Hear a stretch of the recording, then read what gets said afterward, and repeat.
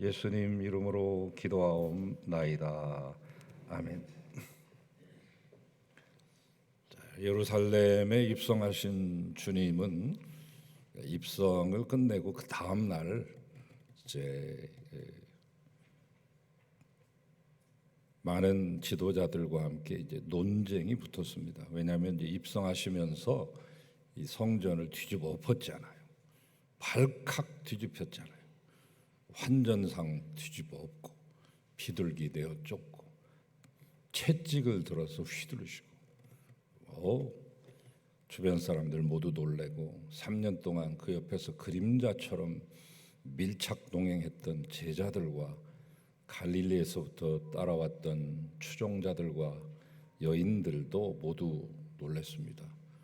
일찍이 보지 못했던 예수님의 모습을 보았기 때문인데 이것들이 이제 화제가 되어서 가만히 있으면 안 되겠다 하는 그런 무리들이 생겨났습니다.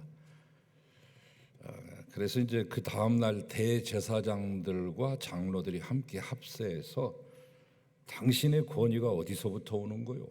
무슨 권세를 가지고 이따위 짓을 하는 거요? 라고 하는 그 질문을 하게 될 때 예수님은 요한의 권위가 어디서부터 오는 것이냐라고 하는 말씀으로 그들을 옴싹달싹 못하게 만드시죠. 자, 그러면서 이제 비유를 연거푸 3번 말씀하셨어요. 이 시리즈 설교, 이 강의 설교가 가지는 장점은 이런 겁니다. 쭉 여러분이 쭉 연결이 되시잖아요. 매주 제가 만약에 매주일마다 이렇게 따로따로 하나의 테마를 가지고 제목 어떤 주제 설교를 하면 이게 여러분 분산될 텐데 제가 굳이 사도행전도 쭉 2년 전에 한번 이렇게 같이 마지막 28장까지 같이 한 것과 오늘 이 지난해 후반부터 마태복음을 쭉 같이 하는 것도 이제 이 끊기지 않게 여러분의 이해가 문맥이 끊기지 않게 하기 위해서 이어가는 것입니다. 여러분도 아마 지금 몇 달 전부터 이 말씀을 쭉 들으셨는데 비유를 말씀하잖아요. 2 아들 또 포도원 농부의 이야기 그리고 혼인 잔치의 비유 이 3 비유를 말씀하십니다. 그러자 이제 바리새인들이 또 힘을 결집해 가지고 더 많은 숫자를 데려오는데 헤롯 당원들까지 같이 데려왔어요. 서로 앙숙인데 그럴 만큼은 이제 친구가 되고 동료가 돼 가지고 공동의 적이 생겼잖아요. 예수님이라고 하는 공동의 적이 생겼기 때문에 바리새인들과 함께 이 연합팀을 구성해 가지고 와 가지고 묻습니다. 세금에 대한 이야기. 이렇게 말하면 바리새인이 용납 못하고 저렇게 말하면 헤롯 당원이 용납 못하는 그런 인두세, 세금의 얘기를 할 때 가이사의 것은 가이사에게 하나님의 것은 하나님께 돌려드리라 이런 말씀을 하셨죠. 보기 좋게 그들도 두말하지 못하고 군소리 없이 물러났습니다. 그 뒤에 일어난 사건입니다. 그리고 지난주에는 사두개인들도 또 찾아왔어요. 이 제사장 계열에 있는 사두개인도 찾아와가지고 이제 7 형제가 있는데 큰형이 큰 형수님하고 살다가 큰형이 먼저 돌아가셔서 둘째도 형수하고 살고 7째까지 다 살았는데 부활한 후에는 도대체 이게 지금 이 형수가 누구의 부인이 되는 겁니까? 라고 말할 때 부활 후에는 시집도 장가도 가지 아니하며 모두가 천사와 같으니라 라고 하는 말씀으로 그들도 모두 한마디도 못하고 아무것도 더 감히 물어볼 수 없어서 물러나고야 말았다고 성경은 말씀하는데 여기에서 그쳤으면 얼마나 좋겠습니까만 바리새인들이 자존심이 상해가지고 마지막 최후의 공격을 하려고 벼르고 벌려서 바리새인들 중에 똑똑한 율법사를 대동하고 옵니다.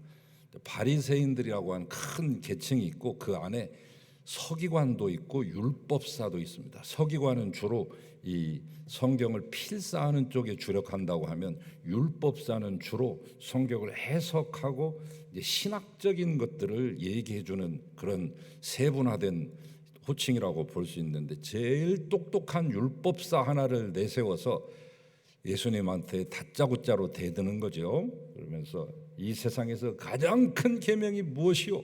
이렇게 말했을 때 예수님께서 여러분도 잘 아시는 하나님 사랑과 이웃 사랑, 역시 이것도 성경을 가지고 말씀합니다.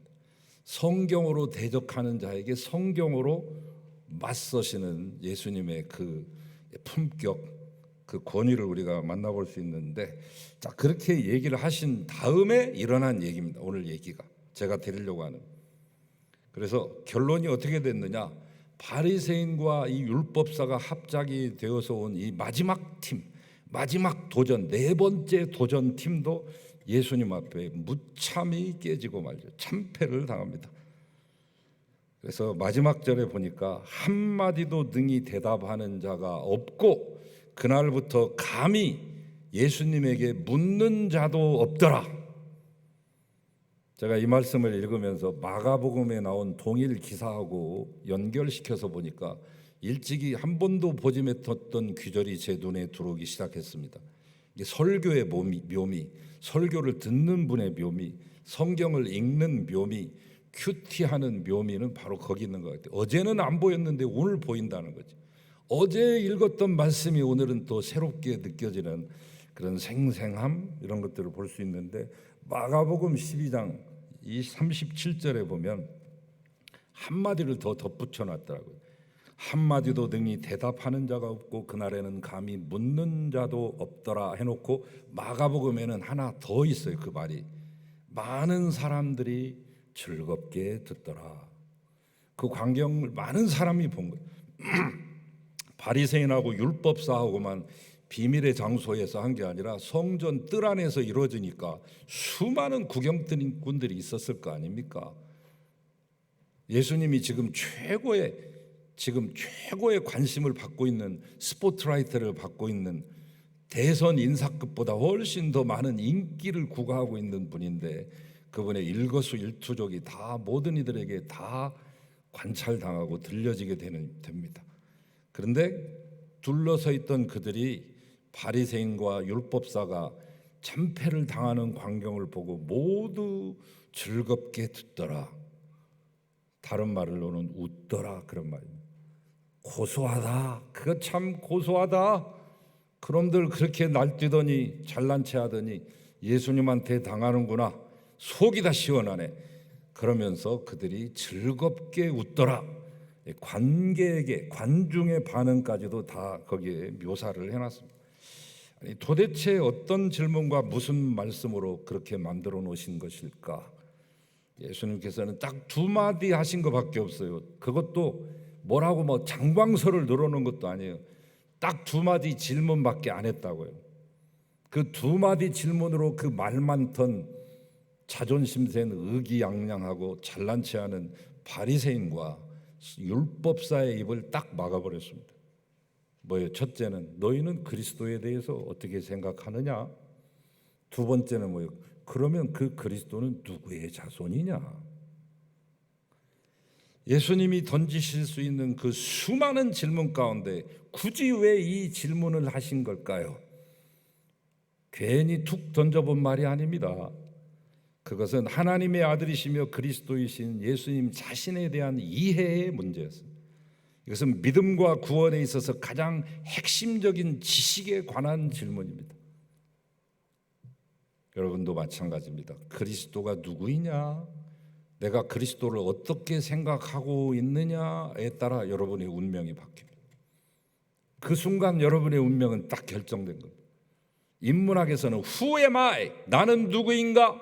라고 하는 이 질문을 던지면서 그 질문을 찾아가는 과정인데, 그것은 금생에서 끝나는 것이지만, 그것도 훌륭한 질문이지만 보다 더 근원적인 질문은 그리스도는 누구인가? 그리스도는 나에게 어떤 존재인가? 라고 하는 것은 금생과 내생을 결정짓는 것이기 때문에 가장 핵심적인 지식인 것이죠. 그래서 그들에게 이 질문을 주님이 마지막으로 던지고 계십니다. 가장 근원적인 질문을 던지고 계십니다. 지엽적인 것, 지금까지 했던 게 부활 후 누구의 부인이 되느냐, 가이사한테 세금을 바치느냐 마느냐 이런 지엽적인 것이 아니라 가장 근원적이고 본질적이고 궁극적이고 일차적인 이 질문을 던집니다. 일찍이 예수님께서 저 유대 지방의 북쪽 지방인 우리로 하면 백두라고 말할 수 있는 헐몬산 이름이 백두예요. 히말라야라고 하는 이름도 백두예요. 한자로 말하면 다 똑같아요. 헐몬, 히말라야. 이 히말라야도 이 산스크리트어인데 이 머리 꼭대기에 흰 것이 있다 그런 뜻입니다. 눈이 덮였다. 우리나라 백두도 그래서 백두 아닙니까? 장백산이라는 이름도 있지만 백두산이라고 이렇게 말하는데 백두산 지방까지 가신 거죠. 그 바로 밑에 있는 빌립보 가이사랴 지방에 이르렀을 때 제자들에게 물으신 질문, 요새 사람들이 인자를 누구라고 하느냐? 예수님을 누구로 아느냐 하는 것은 누구에게나 그 무엇보다도 중요한 일이었기에 예수님은 중간 점검을 하고 계셨습니다.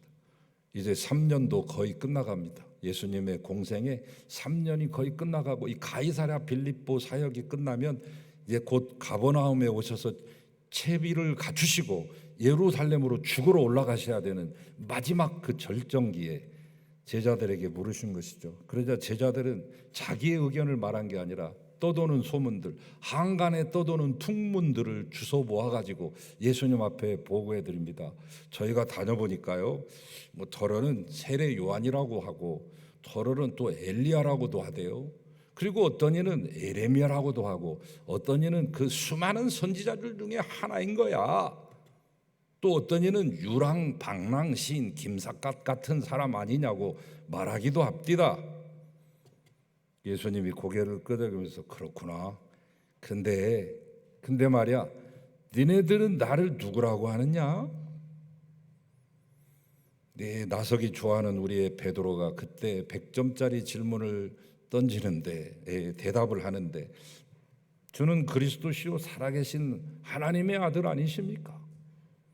그러자 예수님이 고개를 끄덕이면서 흐뭇한 표정으로 던지신 말씀, 바요나 시모나, 바 아들 요나의 아들 시모나, 네가 복이 있구나.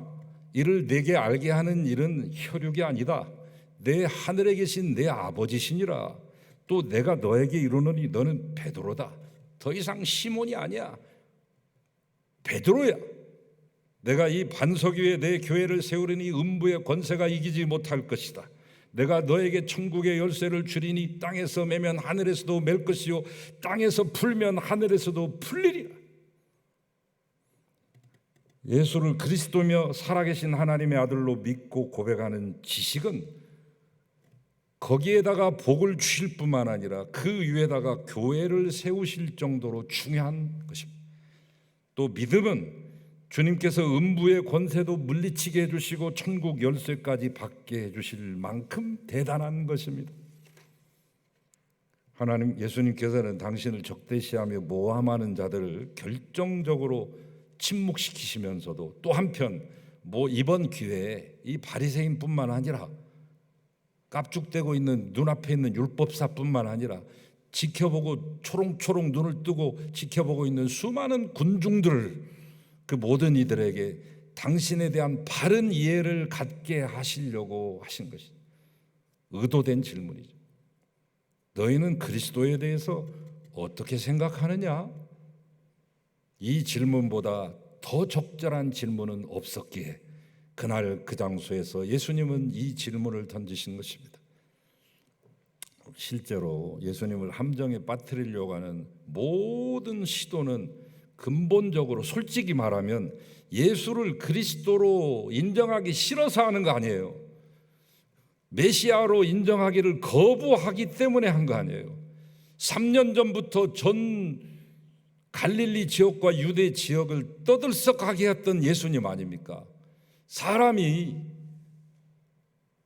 눈 못 보던 사람이 눈 뜬 사건만 해도 이거 하나만 갖고도 어마어마한 사건인데, 귀머거리가 귀를 소리를 들었다느니, 안전뱅이가 일어났다느니, 심지어는 죽은 자도 살아났다느니, 나인성 과부도 그렇고 베다니의 나사로도 그렇고 저 회당장 야이로의 딸마저 살려냈다니, 여러분 이보다 더 빅뉴스가 어디 있습니까?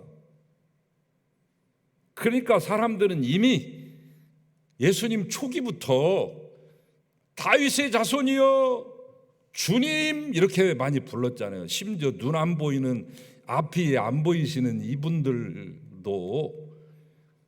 그런데 이 잘나신 종교 지도자 예루살렘에 있는 최고의 엘리트들이 그 사실을 끝까지 부인하기 위해서 하는 것입니다. 끝까지 뻐기고 있는 거예요. 여러분, 이제 예수님이 예루살렘 성에 평소에 이제 한 8번 정도 가셨어요.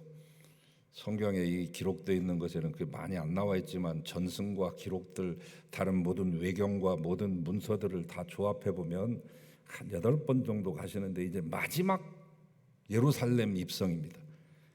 예수님께서는 이제 마지막 이 논쟁의 종지부를 찍는 말씀을 하시는 거예요. 당신 자신에 관한 질문을 던지는 겁니다. 가장 근원적인 질문, 핵심을 던짐으로 바리새인뿐만 아니라 당신을 부인하며 제거하려고 했던 모든 저항 세력에 대해 정면 승부를 거신 것입니다. 최후의 일전이 펼쳐진 것입니다. 너희는 그리스도에 대해 어떻게 생각하느냐? 이 질문은 사실 그 대답이 여러 가지가 나올 수 있는 약간 애매하고도 폭넓은 질문이 될 수 있기에 질문 받는 사람이 어찌할 바를 몰라 당황할 수도 있는 질문이기 때문에 예수님은 곧 이어서 그 질문의 방향을 좀 좁혔습니다. 그러면 그 그리스도가 누구의 자손이야? 원문은 누구의 아들이냐? 이렇게 말했습니다. 이 질문을 던지시면서 자신에 대해서 궁극적으로 사람들에게 밝히 가르치기 위해서 그 그리스도가 나며 그 그리스도는 곧 하나님의 아들이다. 바리새인들이 어떻게 대답할 것인지를 뻔히 알고 물으셨어요. 그리고 역시나 예수님께서 예상하신 대로 그들은 뻔한 대답을 했어요. 다윗의 자손이니이다. 유대인들에게 있어서 이 대답은 너무나 자연스럽고 상식적인 것이죠. 왜? 늘 그렇게 생각해왔고 늘 그렇게 들어왔고 늘 그렇게 암기해왔기 때문에. 여러분, 세상이 어려울수록 이 구원자 메시아에 대한 갈망이 더 커지고 깊어집니다. 먹고 살기가 힘들고 억눌리고 억울하고 할 때 더 강하게 일어나는 것인데, 이 메시아 상상하고 비슷한 사상이 이 동양에도 있고 우리나라에도 있었습니다. 이른바 미륵 사상이죠. 미륵이라고 하는 것은 산스크리트에서 나온 말이에요. 미륵, 영어로는 마이테리아 이렇게 발음을 하는데 이게 미륵입니다. 미륵은 예수님의 제자 중에 부처의 제자 중에 최고의 제자인데, 나중에 이 부처가 죽은 후에 56억 7천 년 만에 다시 이 땅에 나타나게 된다.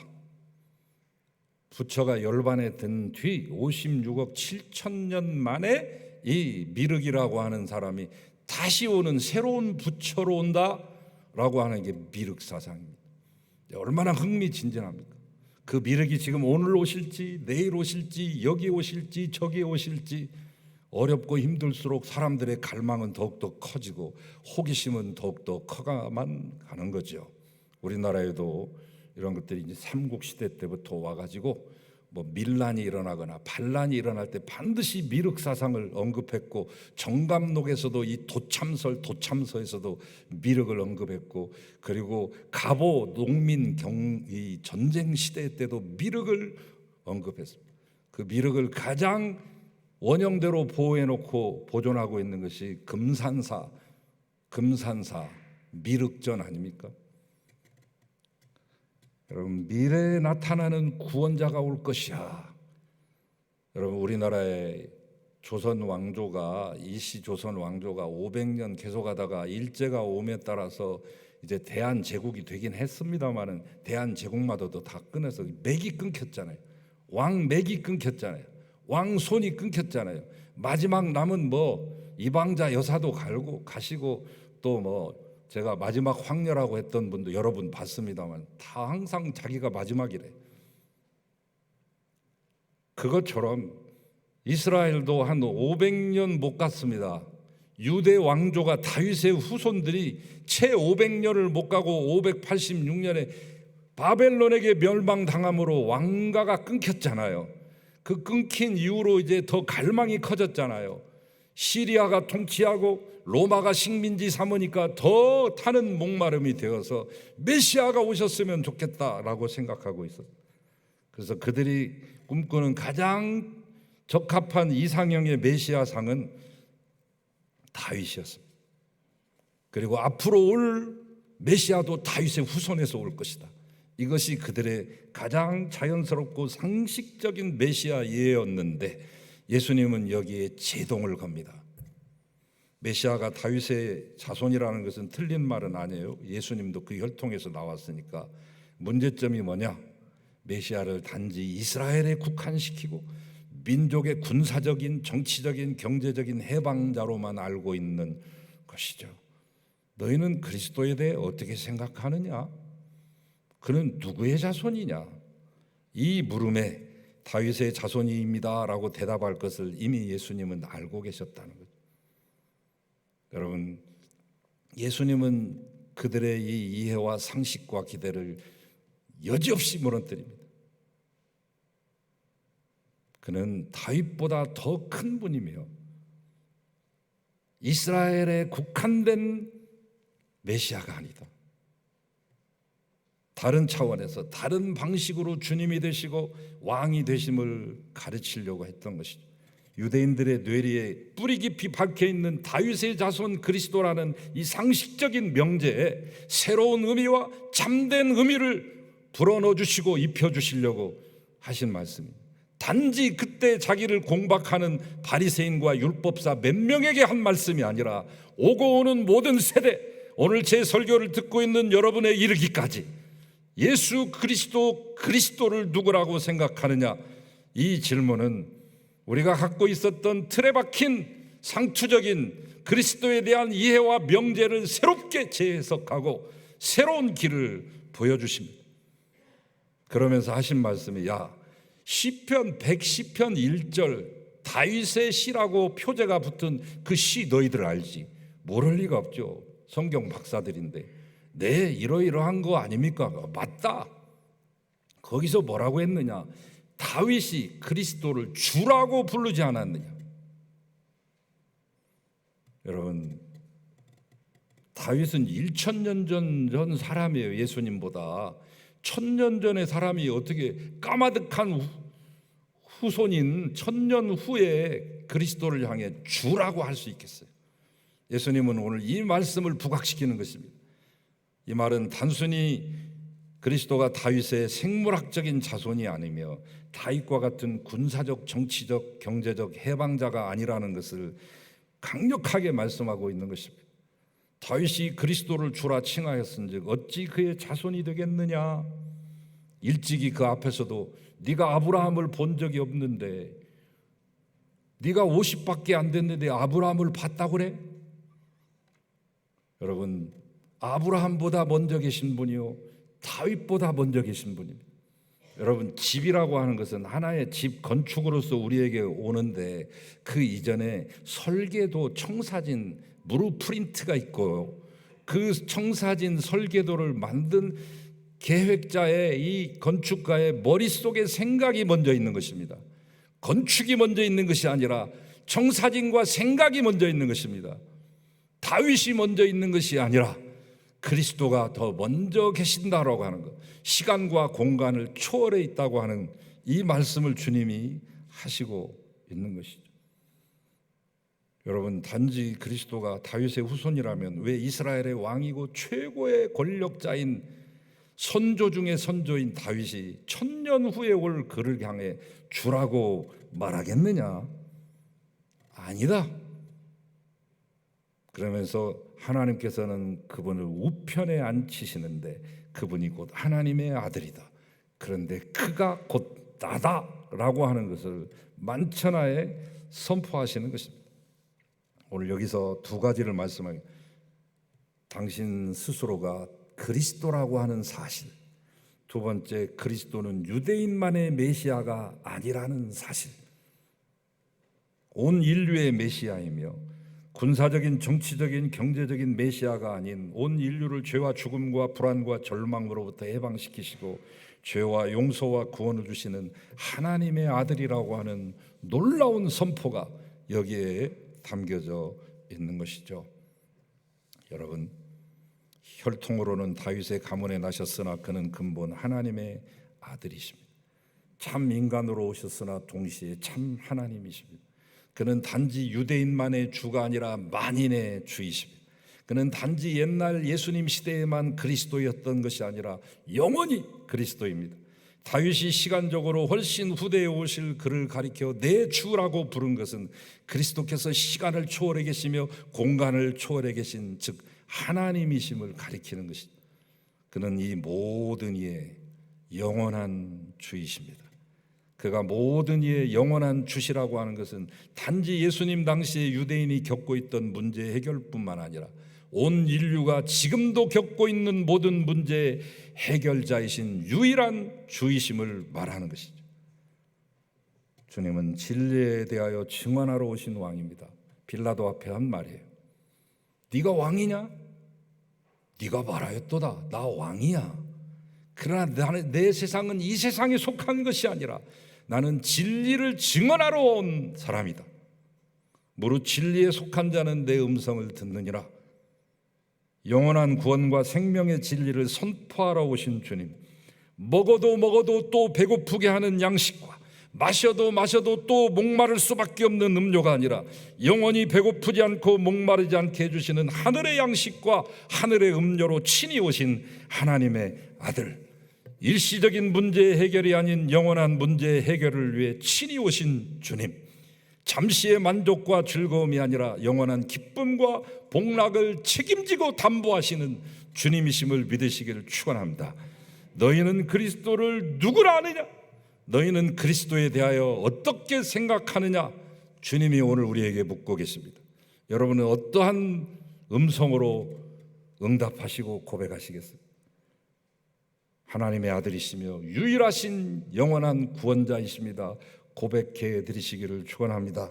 온 누리의 하나님의 의와 그분의 나라가 이루어지기를 간구하며 그리스도이신 그분과 함께 인내로서 행진하시는 여러분 되시기를 축원합니다.